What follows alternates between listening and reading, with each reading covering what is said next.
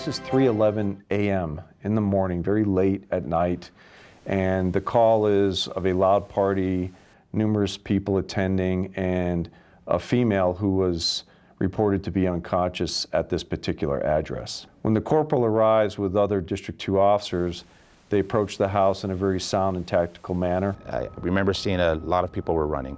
A lot of people running away from the house and people ran inside the house. As the officers are basically obliged or obligated to make sure that the female that was reported to be unconscious needed to be checked on, and if they needed to summons medical attention, it was at that point that that determination would be made. They won't let us out of here, man. We can't get out. They got us trapped in here.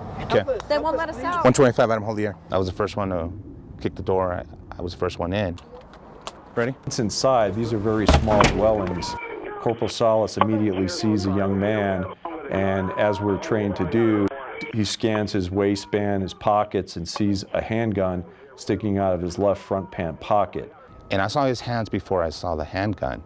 His hands started going down to his waistband area, and I started following his hands, and I could see that he had a handgun sticking out of his left front pocket. This whole incident probably took place between 2 and 3 seconds. It was a split-second decision between there's people behind him, he has a handgun, and if he gets it out, we're gonna start shooting. Corporal Salas, without hesitation, immediately reaches out and grabs the young man's left arm, wrist area, and secures his hand on that weapon, which was now holstered in his pocket. And I swept his leg with my leg as we're going down to the ground, and I'm putting pressure on the wrist the whole time. During the academy, they teach you gun takeaways.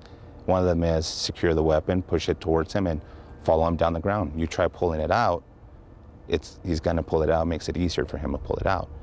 Corporal Salas steps in and with his ground fighting training, yells gun, gun, gun numerous times so that the other officers in the home knew that he had at least one male party with a handgun.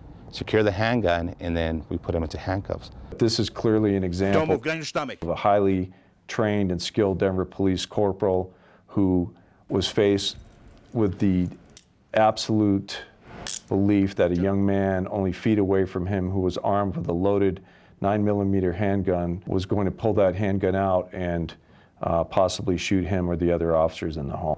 You know, I say a quick prayer before I do anything. I go in, and it's divine intervention, what you want to call it, training, whatever it is, but I'm glad it worked out the way it did. In this particular instance, Corporal Salas acted professionally and with honor and integrity, and clearly distinguished himself to be amongst the top cops in the city and county of Denver and on the Denver Police Department.